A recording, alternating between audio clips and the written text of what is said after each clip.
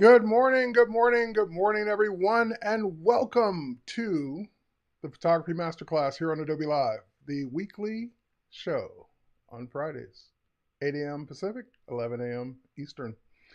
For those of you who are new, this is Masterclass Friday, one of my favorite days of the week, and I always enjoy getting to do these because, it just kind of gives me something to focus on once a week. I know I'm going to be in front of all you lovely people, and I get to do an hour-long focus on something photography related, which usually means something Lightroom and Photoshop, but it could also mean a live shoot like we did a couple weeks ago. So if you are new to this and you are watching on various other places, like you might be watching this on Facebook, YouTube, Twitter, LinkedIn, wherever you might happen to be watching this, cool, you can hang out there and watch it. But if you want to participate in the main chat where I see Nicholas, Michelle, Cheryl, Ozzy, Charles, Bobby, so forth and so on, then head over to b.net/Adobe Live. That's the main chat. That's where, that's the one window I will definitely pay attention to. I'll try and look at the other one. So I see a good morning from Meme of God, or is that, yeah, I guess that's a Meme of God. Hopefully I said that correctly. And Darren just popped in on Facebook. And so YouTube and Facebook, I see your comments as well, but I may not always get a chance to pay attention to both windows.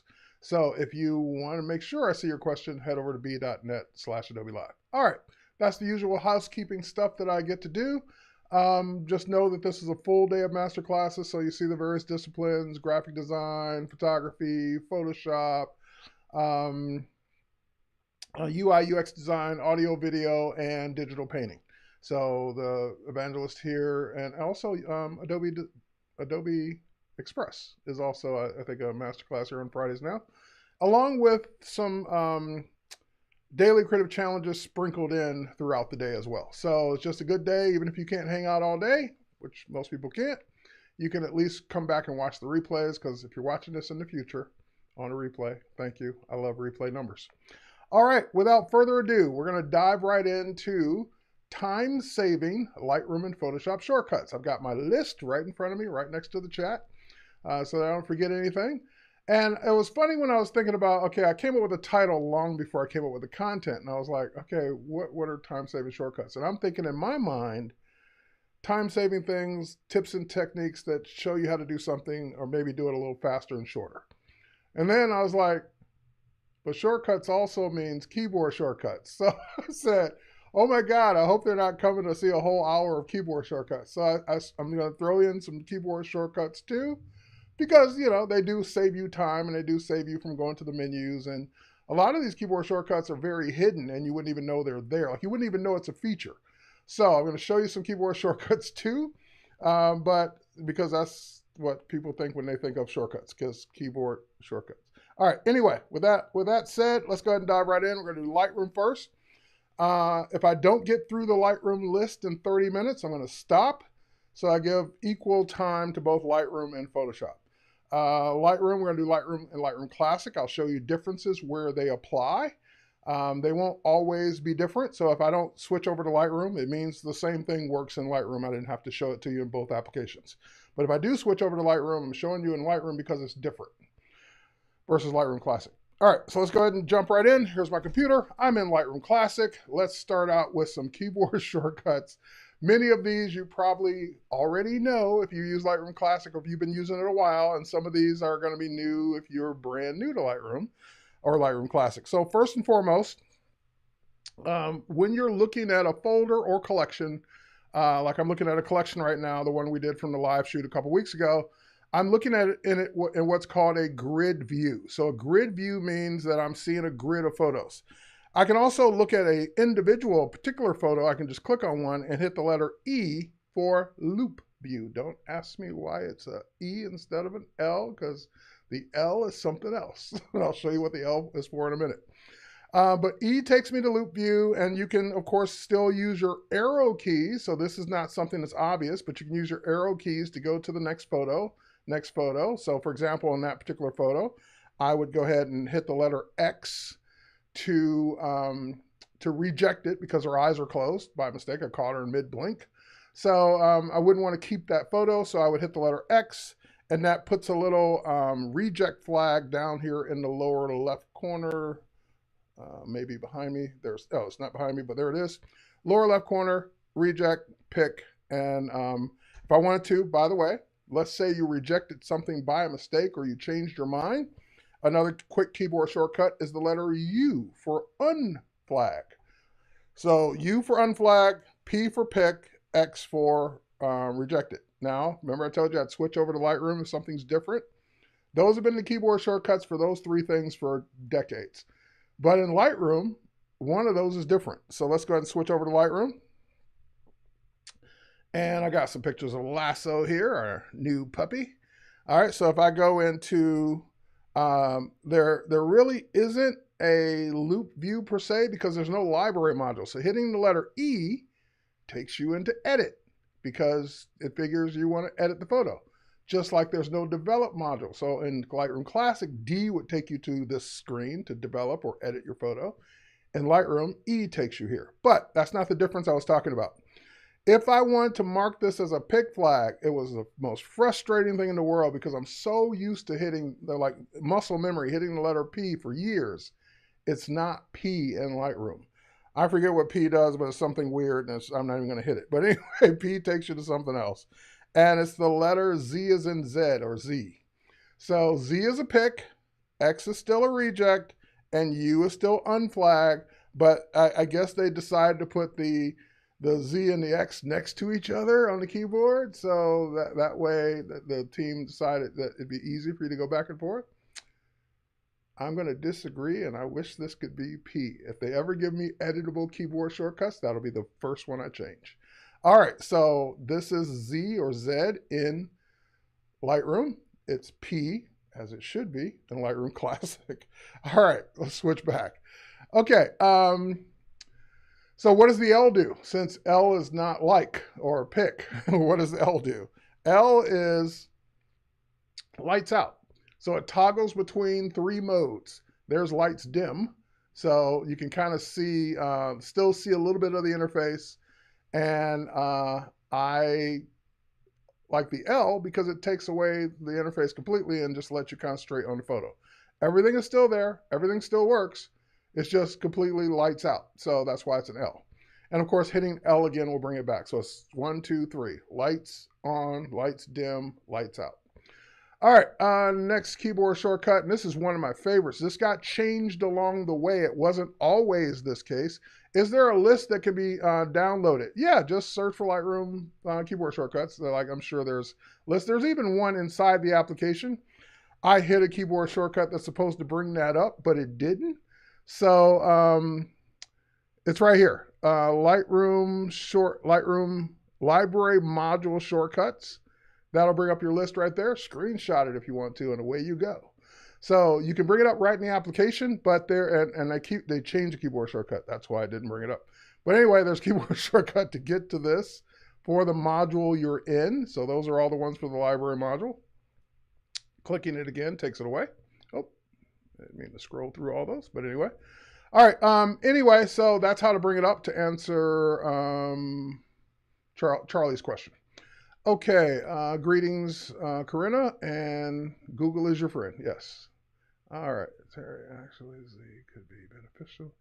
Hundreds of photos to go through, and you have your left finger on Z while your right finger's on left and right arrows. Okay, I can see that. So Bobby's making a case for it being the letter Z, because you could have your left hand on Z and X, and your right hand on the arrow keys, and I still wish it were P. But I see your point. And I agree, that could be beneficial. But God, I hope they never change it in the Lightroom Classic. I will die. All right. And I think, just like in Photoshop, I think they should ultimately let you customize your keyboard shortcuts and make your own custom set, because then they could be whatever you want them to be. So for people that like it to stay the way it is, Lightroom would keep it. People that want to change it could change it. And that's just my 2 cents on it. All right, you tried. You did. Your point was valid. It's just like you're talking about decades of me remembering what, P is and not used to Z. And again, if you're only using one of the applications, which most of you are only going to be using Lightroom Classic or only using Lightroom Desktop. So it won't be a big deal, because if you're using Lightroom Desktop, you're probably new to it and you just learned Z. So again, it's only a concern for me when I have to go between the two. It's not a concern for the vast majority of users out there. How's that, Bobby? Is that good? All right. So with that said, let's keep going. All right. So I was going to show you my next favorite one. And this one changed along the way because it wasn't always this case. So now there's a keyboard shortcut. It has been there, but it changed functionality. Hitting the letter F goes full screen. I love this. This is like a change for the better. What it used to do, and I'll show you in a few minutes, is it used to toggle the interface in different ways.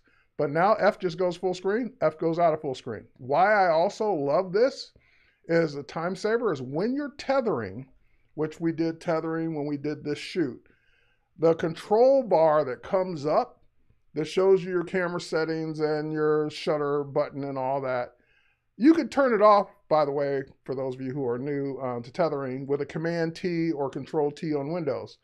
And I was always doing that. But now full screen hides it anyway. So just one less step. I don't have to turn off that tethering control bar. I just go full screen. And then I see my image full screen as I'm shooting. As I take the next picture, it goes full screen. Perfect. I don't have to do anything. As soon as I come out of full screen, the tether bar is still there. I don't have to hide it or unhide it anymore. So I'd never use the Command T anymore because I don't have to. Or Control T on Windows. All right, so speaking of advanced, and by the way, let me show you the old functionality of what the F key does, and then we'll go on to speaking of advancing. So the old functionality was, and it's still here, but you hold down the Shift to get to it. So Shift F, see what it did? It hid the top menu bar there. Shift F again, hides the rest of the operating system. And then Shift F again brings the operating system and the menu bar back. So that's what F used to do. It used to just hit F 3 times. Now F is full screen. Shift F takes on that old functionality of just simply hiding the interface. So this is basically making the interface full screen instead of, or making Lightroom Classic full screen instead of making just the image full screen. Okay, so how does that work in Lightroom versus Lightroom Classic? Hitting F just goes full screen, hitting F goes back. There is no, I don't believe there is, yeah, there is no Shift F. I was going to be shocked if there was. So no Shift F in Lightroom, just F full screen, just F out. And it's really, in this case, just for viewing your image because there is no tethering in Lightroom. All right, does Lightroom have the lights out feature? Nope, it does not. So good point. I should have pointed that out because I was supposed to show you the differences between the two. So Zach just asked, does it work in Lightroom? Hitting L just takes you to linear gradient. So no, it does not. All right, going back. Let's, and so I mentioned that Shift F also is not there. All right. This is an interesting one, and it's especially interesting for Lightroom versus Lightroom Classic use. Because I don't really use this feature in Lightroom Classic as much, even though it's here. But in Lightroom, I'd use it all the time. So what I'm referring to is when you want to edit multiple photos at the same time. Time-saving feature, big time-saving feature. In other words, if you shot multiple photos and they were underexposed or overexposed or needed sharpening or whatever, you don't want to have to go through each one and do the exposure, sharpening, or presets or all that. You just want to select a bunch and do it all at once and be done with it. Well, you can do that with Lightroom's auto sync feature, Lightroom Classic's auto sync feature. So for example, I'll just make something drastic here. I'll select these 5 or 6 photos in a row. I'll head over to the develop module. Now, keep in mind, this is another kind of slight visual thing that you may not notice if you're new. I selected 6 photos, but Lightroom always has what's called Lightroom Classic always has the most selected photo. So something called the most selected photo out of the 2 or more that you selected. You can tell which one is the most selected photo because if you look at the background of the thumbnails, these are gray and this one's whiter. This one's lighter in color. So if I click on this photo, I didn't deselect the 6, but I made the second one the most selected or the 5th one the most selected by clicking on its thumbnail. Why is that important? It's important because the most selected photo is the one that gets edited when you go into develop. So even though you've got 5 more or 50 more or 500 more selected, when I hit the letter D for develop, it takes me into the develop and it's on the one that's the most selected. So if the 5th one had been the most selected, that's the one I'd be seeing now. The other 5 are still selected. You can see them down in the film strip, but you're seeing the one that's the most selected. Now, down here in the bottom right-hand side, there's a button I only turn on and off when I'm showing people that it's there. It's called, well, when you see it for the first time, it's going to be called sync.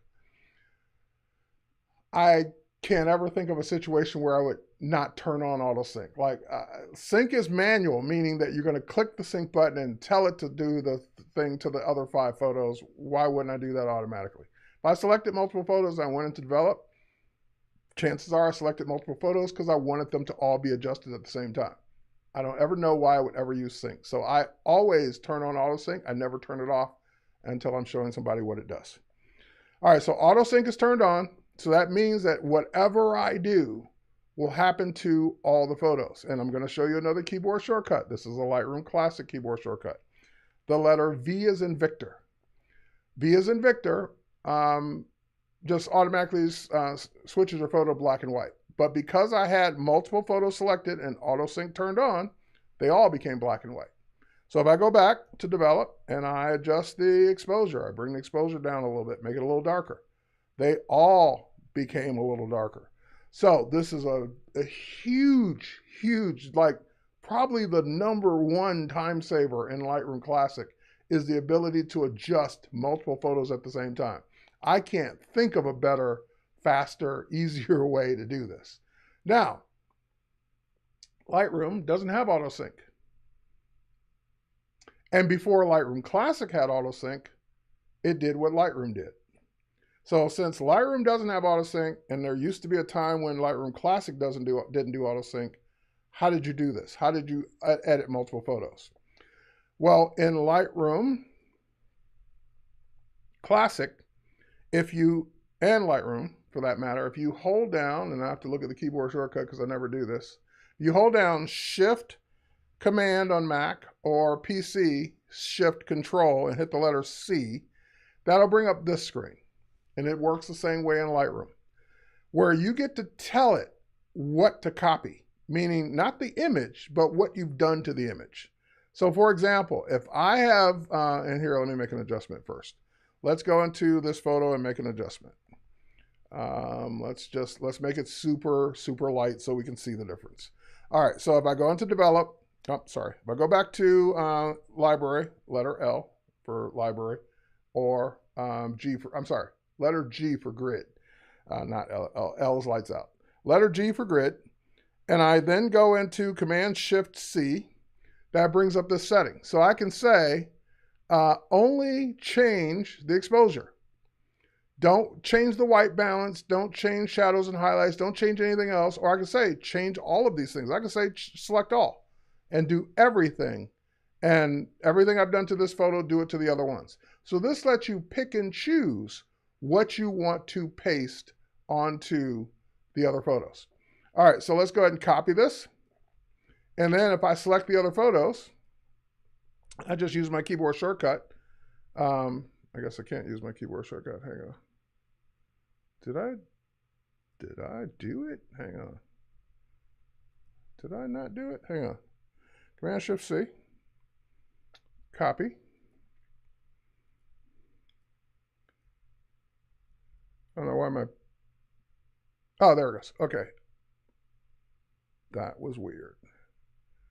It should be doing a paste of what I just did. Image. One more time. I think I did it too many times. Hold on. Let's go to Command Shift C. Copy. Let me try one. Why is my paste not working? Command Shift. Sorry. My bad. Wrong keyboard shortcut. So undo. Let me show you the rest now. I was hitting the wrong keyboard shortcut. So if you want to paste it to all, just like we did Command Shift C for copy, or PC, Control-Shift-C for copy. Normally, for paste, you would just do Command-V or PC, Control-V. But because you're pasting settings, it's Command-Shift-V as in Victor for paste. So just like you did Command-Shift-C or Control-Shift-C for copy, it would be Command-Shift-V as in Victor or Control-Shift-V as in Victor on PC for paste. That's what I was doing wrong. So user error in that case. All right, and of course you can undo all of this. I just keep hitting undo until it undoes that. All right. So luckily you have multiple undos, or you could just go into the photo and hit reset. Speaking of that, we're going to get to something along those lines in a minute. All right, we did that. And of course, let me just show it to you here real quick. So if I go out of one photo that I've done something to, I do Command-Shift-C.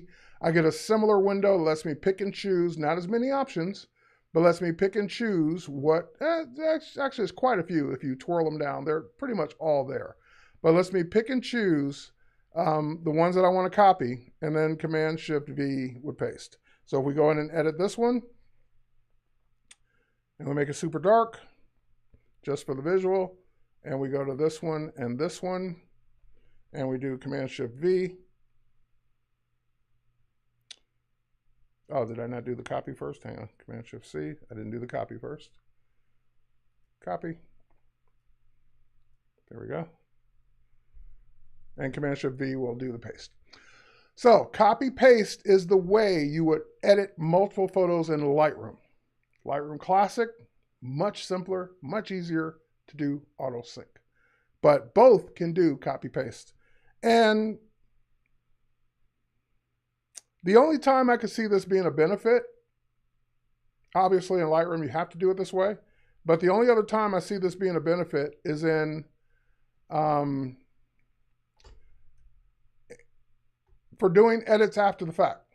So in other words, you did some editing, you moved on to the next day or so, and then you decide, hey, what I did to that photo 2 days ago, I'd love to do to these 3 photos that I just saw. So now you could just go copy and paste to those 3 photos without having to re-edit it to select them all to do a sync. So I get that as a use case for when copy and paste would be better, or not better, but beneficial to auto sync. Okay, next up. Going back, let's see. Oh, this is another favorite. So this has been both applications, so I'll show it to you here. Let's say I want to crop this photo. So, by the way, the keyboard shortcut. This is the one keyboard shortcut I would say that drives me as crazy as pick being P versus Z. In Lightroom Classic, to get to the crop tool is the letter R, as in my favorite joke, crop, letter R. Takes you to crop, and of course, in Lightroom, it's C, as you would expect crop to be the letter C. So anyway, now that you know the 2 differences in the keyboard shortcuts, what I wanted to show you here is that I don't want to crop it in the same aspect ratio. I don't want to crop it wide. I want to make a tall photo out of this. So I want to turn the crop around. So to do that in both applications, once you bring the crop up, is the letter X. So X toggles the crop, landscape versus portrait. So now that I've turned it portrait, I can move and recompose my shot. And then that's it. I have a non-destructive portrait version of that photo now that I could always go back and uncrop and redo. So crop is the letter R in Lightroom Classic, letter C in Lightroom, and X in both applications will toggle it to portrait versus white, or landscape versus portrait, or back and forth. All right, I already showed you that's new and useful to you. Great, Nicholas. And thanks for all the Instagram posts as well. Where was I going? Okay, so I showed you the letter V to switch of black and white. That is not an option. That's not a keyboard shortcut, the same in Lightroom. And this is a new one to Lightroom. I've always had this in Lightroom Classic, but I just saw it recently that Lightroom has it too. And it's creating a target collection and adding photos to it quickly. So for example, in Lightroom Classic, you have always had, or at least for years and years, you've had, excuse me, let me move over so you can see it. You've had this collection that's built in called the Quick Collection. And if yours has a plus next to it, it's already the target collection. And when this feature first came out, it was always the target collection. There was no way to change it. Now there is. But anyway, what is Quick Collection? What's a target collection? And why would you care? Because sometimes you need to gather photos together for something you're going to do, and it's temporary. Meaning, I don't need a permanent collection for these 10 photos that someone asked me for a contest or whatever, that I'm going to, once I export, I'm done. So I want to gather them together, export them, and then forget that organization. They don't need to be together anymore. So that's what the Quick Collection was always designed for, is not a permanent collection, quickly adding photos to a collection. And if I were to go to it, those are the photos that are in it now. All right. But anyway, if I were to take this photo and I say, hey, I would like to share these with somebody, I can hit the letter, but I want to share some other ones too. I can hit the letter B as in boy, and that will, you see a little thing came up that said add it to the Quick Collection, because the Quick Collection is currently the target collection. So now they're there. Great. And if I go to a different collection, how did I do that in Lightroom, for example, and I want to add these to it, hit the letter B, boom, they're there. So basically, I can just quickly gather photos that I want to put together for some reason, and then export them out or adjust them or do whatever, and they're not moved from their folders ever. And if I ever don't need these in the Quick Collection anymore, I can just select them all, hit the letter B, and they're out of the Quick Collection. So Quick Collection is temporary, target, it's a target collection by default, hit the letter B, they go in there. Hit the letter B again, they come out. They're not moved from any other collection. They're not moved from your folders. It's just a temporary thing for organization, for usually something you're going to do to them. Okay. What changed along the way is that any collection can be a target collection. Doesn't have to be the Quick Collection. So if I were to say my Finding Images class that we did, there's 97 photos in it. If I were to right click on it and I were to say set as target collection, it will get the plus sign now. And that means that hitting the letter B on any image will put the images in here. And of course, hitting the letter B again will take them out. So any collection can be a target collection at any time. So for example, if I were to now go down and see some of these and I say, hey, I really like this photo, I edit it, hit the letter B, it goes into the Finding Images collection. So there it is at the very bottom of the Finding Images collection. So basically, think of a target collection as you're doing, and it could be a permanent collection now. So it could be a permanent collection you just made saying my Hawaii favorites. And then you just go through all your Hawaii photos, B, B, B, B, B, B, B, and they're all in your Hawaii favorites. Quickly and easy without having to drag them. Okay. That feature wasn't always in Lightroom. Now it is. So if I head over to Lightroom, and of course it's a different keyboard shortcut, as you might expect, I created an album called Quick Album. So it doesn't have one by default. I just made one called Quick Album. Yep, let me zoom out. There it is. And my Quick Album has 0 photos in it. And it's right now probably not the target collection or target album. So if I say set, hang on, let me get out of your way. If I right click on it, set Quick Album as the target album. So same thing as set it as the Quick Collection or a target collection.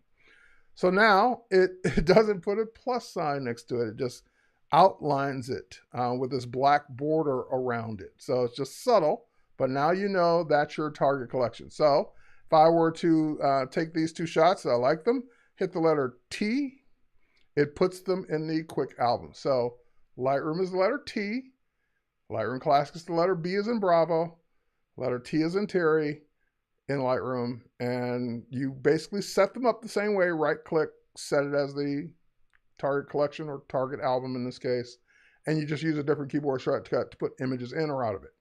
So now this album has those 2 photos in it, and away you go. All right. When you make edits to a photo inside of a collection, those edits are also made in the original photo outside of a collection. Great question, Wade. Wade's saying, or has basically found a question on YouTube, our moderator here saying, hey, when I make a change to a photo, so for example, I take this particular photo of Lasso, I go in and edit it. I, by the way, just threw this in a quick album. So if I go in and I say that I want to really bring down the temperature of this photo, kind of make it, or bring it up, make it really warm, did that change, that edit happen in the other collection or the other folder or the other album or the other whatever? The answer is yes. Making a change to a photo always makes the change to the photo everywhere the photo is. So if I were to go find that photo again, I think it's in here, I think it's in here, and there it is. So that photo got the same warm treatment no matter where it is. So the photo is the photo, no matter how many albums or collections it's in, no matter what folder it's in, because it's only going to be in one folder, and no matter how many collections or albums you've added it to, making the edit anywhere makes the edit everywhere. So that's the answer to that question. Okay. And I think we're out of time, and we are done. One more thing, real quick. We are out of time for Lightroom. Let's go back and do one more Lightroom thing, or 2 more Lightroom things really quickly. And this is one that let's go into develop. This is one I normally have on, and I have it on by default. Notice that when I'm in develop, let me get out of your way, that right now we're looking at the basic panel, the basic treatment panel. Everything else is collapsed. If I go to lens corrections, notice that basic got collapsed. That is called solo mode. What that's designed to do is you're usually only working on one panel at a time. So rather than have this long scrolling list of panels and options that you would have to constantly scroll up and down to get to, you can go to solo mode. And what solo mode is, oh, sorry, I didn't mean to hit 1. Solo mode is simply right click and turning it on or off. So I right clicked on the name of one of the panels and it's enabled. So unchecking it would be disabled. So if I uncheck it, then that means transform, and when I open transform, it does not close lens correction. But having it on means that one or the other will be open, but not both. So I prefer working in solo mode because, like I said, I don't have many options or many opportunities where I need 2 panels open at the same time. I'm usually working in one or the other or the other or the other. All right, so that's one. And the last one is, and this is a big one, I can't stress this enough. When you're done working on your image in Lightroom Classic, and this is a big time saver, God, I couldn't imagine working without these. You usually want to export it. You usually want to do something with it. You either want to export it for social media, you want to print it, you want to share it, you want to send it to somebody, you want to do something, you want to post it on your website. You want to do something with the photo. And chances are that something you want to do is something you're going to do over and over again. I'm always going to post images to Instagram. I'm going to always put images on a website. I'm always going to email images, so forth and so on. So if you're working on a giant PSD, TIFF file, RAW file, chances are that's not the one you want to share. You want to share a smaller JPEG version of it. So usually that means you would do an export. So if you do an export, you would go in and change all your settings to what you wanted it to be. So in this case, I'm going to say, put it out on the desktop, put it in a folder called Masterclass. Okay, great. And don't rename it. Change it to a JPEG. Change the quality up to 100%. Change the color space to sRGB. Resize it because I don't need the full resolution, the full dimension of it. Resize it down to 1080, which is what, last time I checked, that's what Instagram wants. Don't include all the metadata. Just include my copyright and contact info. I don't want the serial number for my camera and all that stuff going into the photo. And you could say add a watermark just for giggles. So add a watermark, my TWP watermark at 70%. Great. And then when you're done, show it to me in the Finder. And now click export. Well, the next time I want to do that, I don't want to do that over and I don't have to change all those settings over and over again. So the second biggest time saver I can give you other than auto sync is create presets everywhere, but especially export presets. So when you choose, when you set it all up the way you want, then you can go ahead over here on the left-hand side before you use it and say add. And when you add, you can name it as a preset. So I can say for IG Instagram Masterclass. Let's just call it that so I know which one that one is. So now when I click create, it'll create it in the user presets. You can make a new folder. So I'll make a new folder called Masterclass. Great. So that way it's not mixed in with all my usual ones. Great. Let's create that new folder. Let's put it there and done. So now if I were to scroll up, there it is for Instagram Masterclass. Now I can go ahead and do the export. Done. And there it is with my watermark and ready to go. So the next time I need to do this, let's go back to Lightroom Classic. Let's choose these three. And let's go File, Export. Instead of me choosing Export and choosing the options all over again, I'm going to say Export with Preset, Masterclass for Instagram Masterclass. Done. And they're all three photos with the watermarks ready to go. Those are unretouched, unedited, but there they are ready to go. All right, so Lightroom Classic presets for exporting are huge. Now you don't quite have presets in Lightroom, unfortunately, but you do have something that's almost as good. Let's say I select a photo and I choose to export. These are my choices. I don't have a preset, but I do have custom settings where I get to tell it what I want. I have some preset. I do have some built-in presets, JPEG small, JPEG large, and most people will find that those are all they need. Original size, but here's the next best thing. Export with previous settings, meaning whatever I did last, just do that again. So if you did custom and you want to keep using that same one that you just did, just use previous. Now, of course, that's going to change the next time you change the settings, then the previous will be different, but at least you have something. And like I said, the vast majority, like most of the time, I'm either doing JPEG small or large out of Lightroom anyway. So I don't really need to use custom, but if I do, I can. And if I need to do it over again, I just use previous. All right. That is that. Let's go to Photoshop. Yeah, let's go to Photoshop. All right, here we are in Photoshop. We just saw an image like this. And one of my first favorite time savers and things that you should know about Photoshop is, and this is of course no particular order. So when I say first, I'm meaning not the best or my top tip, but it's the first one that came to mind. And that is, we're used to doing all that non-destructive editing in Lightroom. But when you come to Photoshop, a lot of those adjustments will be destructive, meaning if you're not careful of how you use Photoshop, Photoshop can be very destructive. You erase something, it's erased. You save it, it's gone. So it's learning how to work around the 35-year plus old application that did a lot of destructive things from the very beginning. What's my most used keyboard shortcut in Lightroom is probably, it literally is probably D for develop and G for grid, because those are the two I'm going back and forth between the most. Lightroom Classic. In Photoshop, my most commonly used keyboard shortcut is Command D for deselect.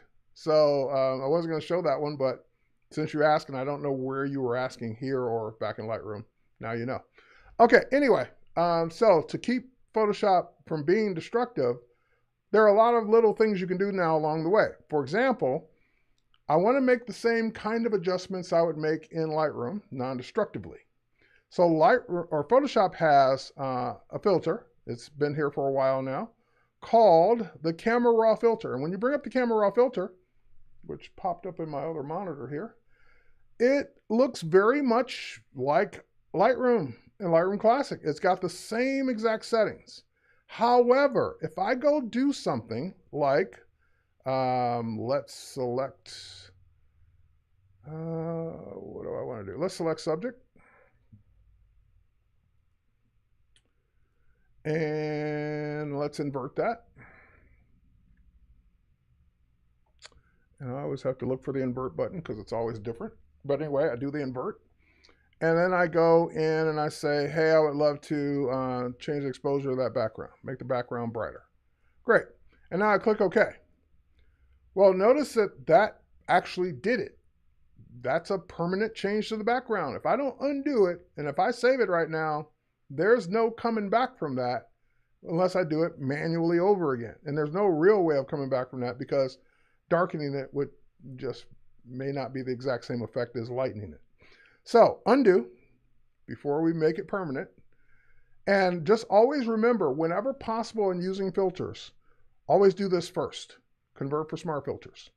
Because what that will do is that will convert the layer or background, in this case, to a layer, and it will convert it to a smart object. So now we can see we can tell in the lower right-hand corner, it's got the smart object icon letting me know. Andrew is here and on Adobe Live. Andrew, welcome. Andrew, by the way, Andrew Kavanaugh does a great group on Facebook for Photoshop tips and tricks and photography tips and tricks as well. So you guys should follow Andrew. Anyway, so now that I've done that, now that I've converted that to a smart object using the Convert for Smart Filters, now I can go in and I can use the Camera Raw filter. And it's just as non-destructive as it is in Lightroom and Lightroom Classic. So no matter what I do, if I go in and do that same thing, select subject and invert it and lighten up the background. Let's say I lighten it that much and I click OK. Now notice the difference. It adds it to the layer as this whole smart objects section down here underneath what we just did. Now that lets me do a couple of things. Number one, it's not permanent. So if I ever decide I don't want this, I can just turn it off back to normal because it didn't do it permanently, just like it would in Lightroom and Lightroom Classic. If I ever decide that lightening it wasn't enough or it was too much, this is the best part. You get to change it. You don't have to start over. You don't have to delete it and start over and do it again. You just double click on the Camera Raw filter that you ran. And now you can go in and you can say, oh, you know, that exposure I did on the whole mask background thing, that wasn't bright enough. Let's make it brighter now. And let's click OK. And now that becomes the new adjustment non-destructively. And also, you only need to do that Convert for Smart Filters once, because now that it's been converted, if you run a different filter, so let's say I go and I do a Gaussian blur. And of course, we don't want to blur her, but let's say I bring that up. And I wasn't paying attention. I click OK, and I was like, oh no, I didn't mean to do that. I meant to select the background first and blur the background, blah, blah, blah. So then you could go in, you could just turn that off or delete it or go back in it and change the settings, whatever you want.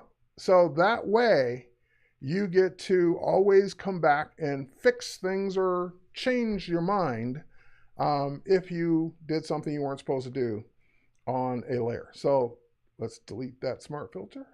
There we go. And that filter is now gone. So the Gaussian blur is gone, but Camera Raw is still there. And you can even, by the way, here's a bonus tip. You can even change the stacking if one affects the other. You can rearrange the filters. There's not too many situations I've run into where that would matter, but there are times where it might, because something's on top of another thing. You can rearrange the order of the filters so that they affect the image differently. Okay, next up. This is another one that is, I got an image open here for it. This is another kind of introduced in the last, I don't know, 5 years maybe. You have a properties panel. And in your properties panel, which is fairly new, there are options depending on the state of the image. So in other words, there's an option normally for remove background, and I don't see it. Why is it there? So you're welcome. Is it Vishnu Reddy from South Africa? Thank you for joining us, and hope you can come back and catch the replay. Can you paint a smart filter like you do a mask? No, you can't paint a smart filter, but you can apply a mask. So yeah, so two different things. All right, so you can apply a mask and paint the mask, but you can't paint on the smart filter. All right, anyway, coming back to this. properties panel, it's missing an option that I know is there. Like, where is remove background? Remove background's not there. How come I don't see it? Because the state of the image doesn't allow it, because you can't remove the background of a background layer. It has to be a layer. So in order to get that option to show up, watch what I'm going to do. I'm just going to click the little lock icon next to the layer, and boom, remove background now shows up as a choice because it's a background. So, by the way, Photoshop team, I know that. These people know that now. Most people will not know that, and they'll just never know that that feature's there. I think remove background should be there no matter what. And when you click it, if it's still a background, it says, I'm going to convert this to a layer. You okay with that? Yes. Convert it to a layer, remove background. My 2 cents. All right. Anyway, now when I click remove background, it does just that, especially since it's non-destructive. Photoshop team, why not let it do this? Because it's doing it as a mask. It's not throwing away the background. It's not deleting the background. It's not removing pixels. It's doing it very non-destructively. So it's doing it as a mask. Don't hide it. Like, just tell people what it's going to do if they click the button. All right. And that way, let me turn that off, by the way. I don't want it to keep telling me. Anyway, that's my contribution to Photoshop, next version. All right, next up. So that remove background is a very quick, useful feature. And the reason why I like the way it does it now that it's done is because it does it as a mask. So you got to remember, it's using AI to remove the background. Select subject, mask. That's all it's doing. But that doesn't mean it's always going to do it perfectly like it did in this case. So if it missed something or didn't select something, then in that case, you still have the mask to go in and paint and adjust what it missed. So for example, here, it did actually cut into his cheek a little bit. I just saw this. So here, actually it didn't. But let's say this was cut into his cheek and I wanted to put that back. I can go to the mask. I can go to a paintbrush. Oh, we get to see some keyboard shortcuts. All right, I need to make my brush smaller. It's too big. So number one, you have on a US keyboard, because I learned this by touring overseas, people would say, what bracket keys? What are you talking about? On a US keyboard, next to the letter P, you've got 2 brackets. You've got a left bracket, which makes your brush smaller. You've got a right bracket, which makes your brush bigger. We're going to see something cooler than that in a minute. But anyway, I'm going to make my brush smaller, and I want to paint with white to unmask this little spot back. So my foreground color over there next to me there is black. I need it to be white. So another keyboard shortcut to toggle your foreground color, your foreground background, to toggle it, letter X. And by the way, let's say it wasn't black and white. Let's say it was some other color. D for default, then X to flip it. So now I can go ahead and paint. And yeah, it wasn't his cheek, but let's say it was. I can put his cheek back like that, even though that's actually putting back part of the background. But that's how I would unmask a bad remove background. It wasn't a bad remove background. It just looked like it was. Okay, next up.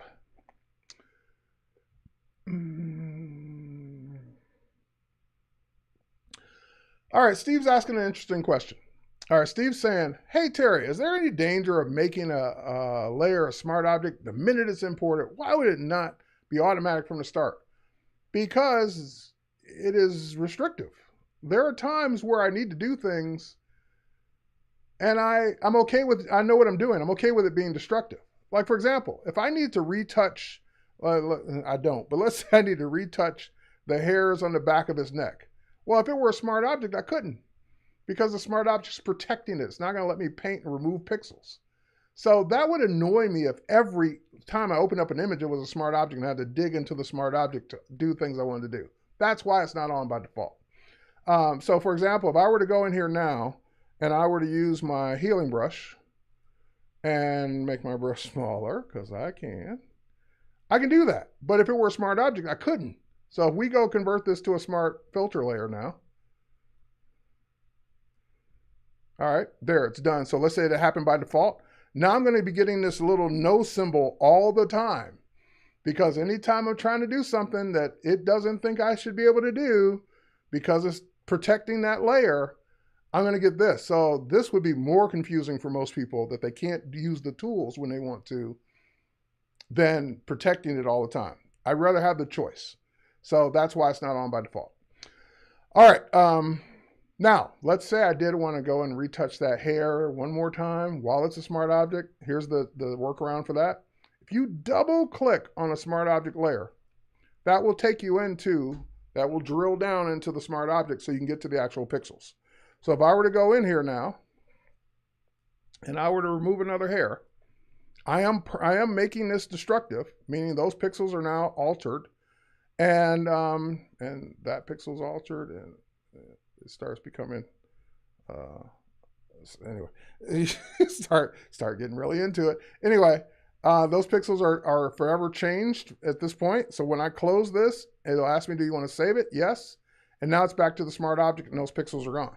So you can edit a smart object if you drill into it, but I would prefer not to have to do that every single time and let me convert it to a smart object when I want to.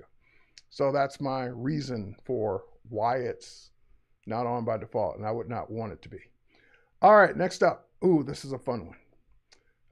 Let me go find this one. The image I want to use for this should be here. It's a guy. Maybe he's up here. It's another guy.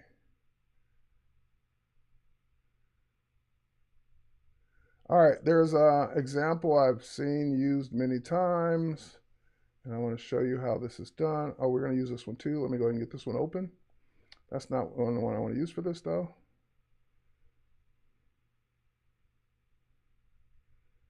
Oh my God, I don't believe I don't have this guy here. Let me see if it's in my recents.